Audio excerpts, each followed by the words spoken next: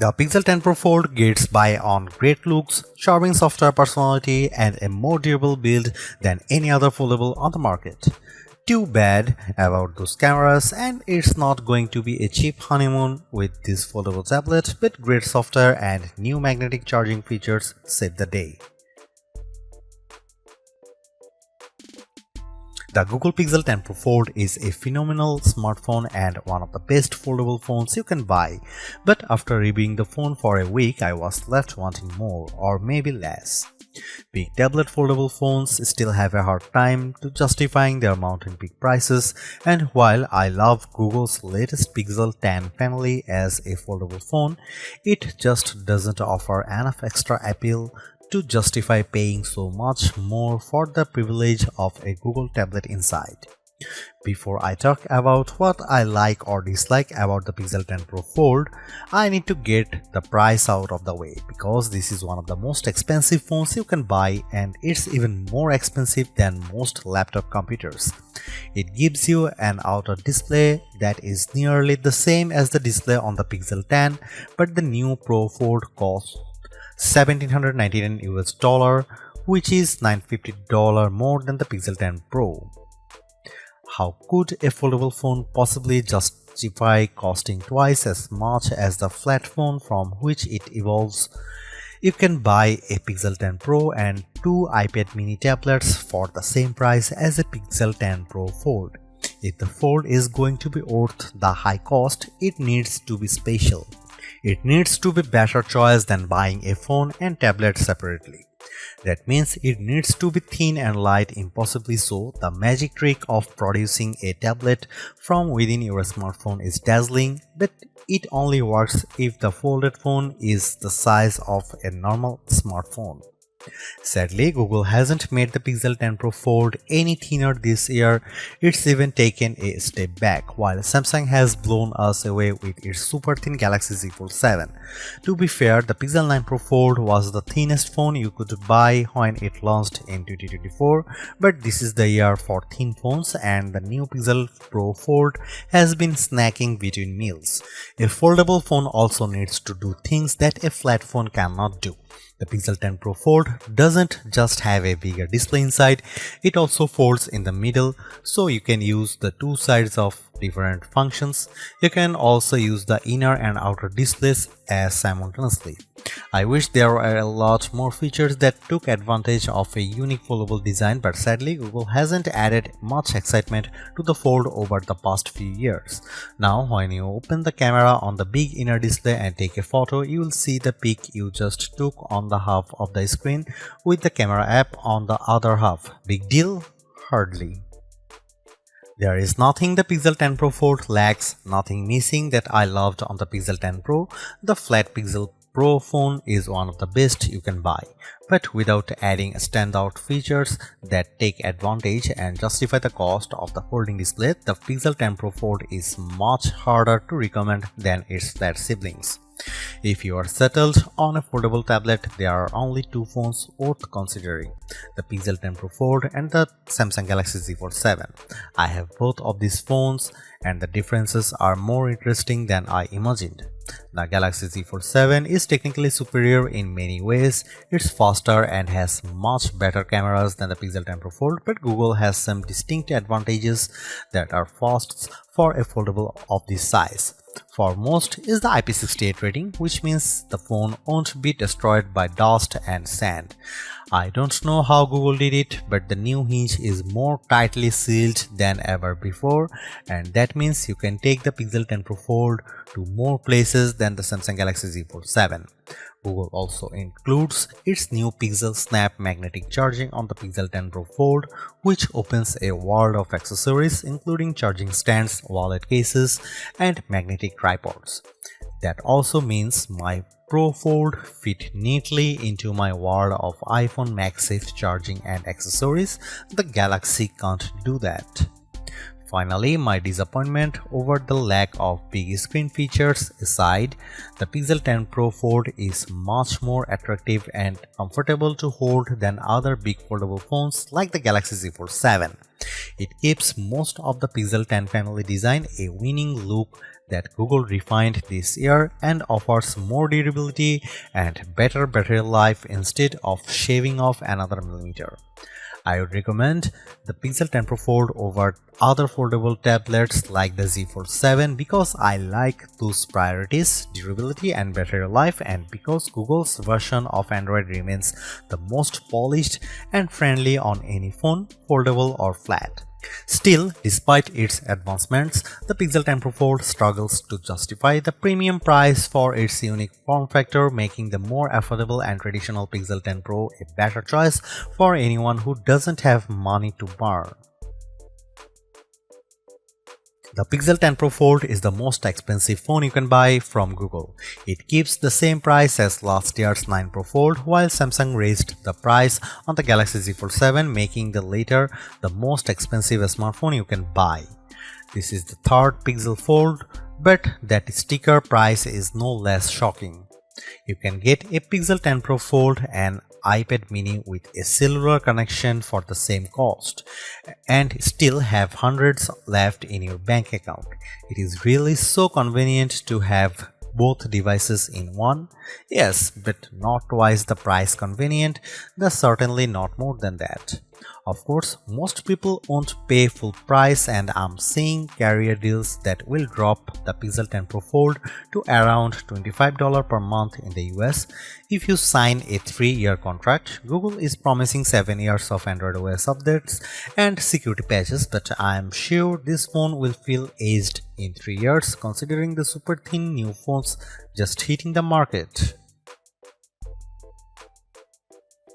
We can't expect phone makers to come up with new designs every year, so I don't fault Google for making the Pixel 10 Pro Fold a more refined, more durable version of the Pixel 9 Pro Fold. Unfortunately, in the interim, the Galaxy Z Fold 7 arrived and redefined what I expect from a foldable tablet. A foldable tablet is the thinnest phone you can buy, at least when it's unfolded, but which foldable tablet is actually the thinnest? Last year, it was the 5.2mm Pixel 9 Pro Fold. This year, the Fold gains a hair of thickness, while the Galaxy slips under the gap with a 4.2mm frame that, while closed, is nearly as thin as an iPhone 17 Pro. TikTok. Maybe next year Google will win, maybe it will be Samsung, maybe Apple will have a foldable phone that's thinner than the iPhone Air. Don't let these complaints distract you. The Pixel 10 Pro Fold is already thinner than the iPhone Air when it's open, even though it's thicker and heavier than the Galaxy Z Fold 7 by a noticeable degree. The Pixel 10 Pro Fold is the nicer looking phone. It has gently curved corners, pleasantly rounded edges, and a beautifully machined camera block atop the gorgeous jade green or alluring moonstone blue-gray. The Galaxy feels sharp and edgy by comparison. In the past, I might have been more forgiving of subpar image quality from a foldable phone, but Samsung had to destroy expectations by slapping its full-grown 200MP sensor on the Galaxy Z Fold 7. So now I want my $1,800 phones to have a good camera. Is that so wrong? The Pixel 10 Pro Fold camera is fine, but it isn't very good. Google is using the same sensors as last year, and that's not necessarily a bad thing. Apple famously uses the same Sony sensors for years on its iPhone models, and with experience, its camera developers continually refine the images you get from those cameras. That's not the case with the Pixel 10 Pro Fold. What I like about the Pixel 10 Pro Fold, like the Pixel 9a, is that Google seems to be carefully tuning its cameras so they produce images that all look alike. A photo taken with the Pixel 10 Pro XL will have the same color balance and lighting as a photo taken with the Pro Fold. Zoom in close and you will see the problems. Google is applying a heavy dose of AI enhancements to its photos, so much so that I wonder if every photo from the camera shouldn't come with made with AI content credentials. When you zoom in on photo, especially photos taken at night, it looks smoothed out and painted over. On the phone screen, images look clearer when taken with the Pixel Fold versus other foldable phones like the Galaxy Z Fold 7. When you zoom in, however, that clarity starts to look artificial. If you don't need the absolute best photos from your smartphone camera, the Pixel 10 Pro Fold has a fascinating new pixel feature that could make you a better all-around photographer. When you have your shot lined up, instead of pressing the shutter, press the camera coach button and Google will use its AI to analyze your photo and offer advice. I don't mean simple advice either, like use portrait mode. Rather, camera coach is an AI instructor. First, it gives you 3 or 4 suggested themes for your phones. Then, it takes you step by step through the shot. It highlights the right camera mode to select and it tells you where to move for the best angle. In the end, it really did help me take better photos if I was willing to take the time to walk through the steps. Camera Coach is one of Google's newest and most advanced AI features. Sometimes it simply would not load, complaining of bad network problems, even though I had a few bars. Other times I just got a generic error. When it did work, Camera Coach was impressively astute and it produced interesting results. So I'm willing to be patient and hope this feature improves over the next few updates.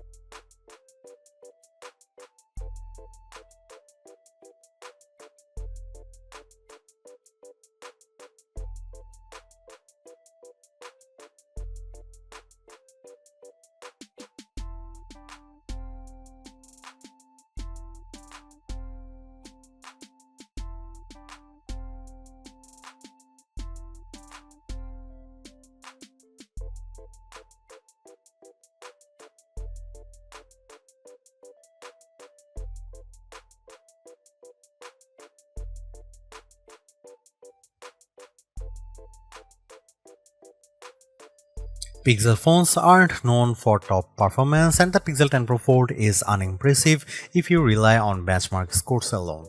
In my real-world testing, I found the Pro Fold to be smooth and responsive, especially when switching apps back and forth between the outer and inner displays. That doesn't mean that weren't hiccups. Google's biggest performance offense is letting the camera lag. If you have too many features enabled, the camera shutter button will stop working between one photo and the next while the photo thinks about things. It happened fewer times on the Pixel 10 Pro Fold than on the Pixel 10 Pro, but that's probably because the Fold doesn't have as many megapixels to count. I also saw things slow down considerably when I tried to use the new AI features. Perhaps someday these AI tools will be a natural extension of the Android OS. But for now, every time I used one of the more advanced AI features, it felt like an event. An event with a line out front and bouncer who has to check my name off a list. I can't blame the network because I had plenty of bars on AT&T and the phone performed admirably on my new Wi-Fi 7 network. As more of these AI tasks are handled on the phone itself, hopefully we'll see those response times improve.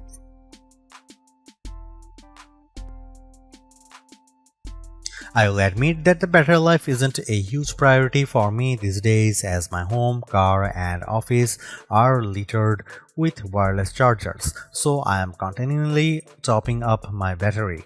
The Pixel 10 Pro Fold makes doing so especially easy with Google's PixelSnap magnetic charging.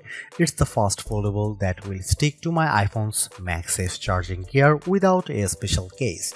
Magnets aside, battery life wasn't terrible, but a smaller battery is the second sacrifice every foldable tablet makes after the cameras. Well, a smaller battery than you'd want on a 8-inch tablet. The Pixel 10 Pro Fold actually packs a capacity of around 5015 mAh battery, which is a bigger battery, but having two displays will drain the juice quickly. In our lab test, the Pixel 10 Pro Fold lasted 12 hours and 16 minutes. The Galaxy Z Fold 7 lasted only 10 hours and 44 minutes, but the Pixel Fold comes with an ounce more weight and an extra millimeter around the waistline. An Apple iPhone 17 Pro Max is thinner than a closed Pixel Fold, weighs more than an ounce less and managed 5.5 hours extra of battery time, 17 hours and 54 minutes. In fact, in our rundown tests, that's how long an expensive smartphone should last. The Google Pixel 10 Pro Fold is a versatile foldable phone with impressively vibrant displays, a durable design, and better battery life than the Samsung Galaxy Z Fold 7 for $200 less. Plus, I actually preferred the camera quality in many of my test shots. It's just too bad that Google's foldable comes in a relatively thick and heavy device.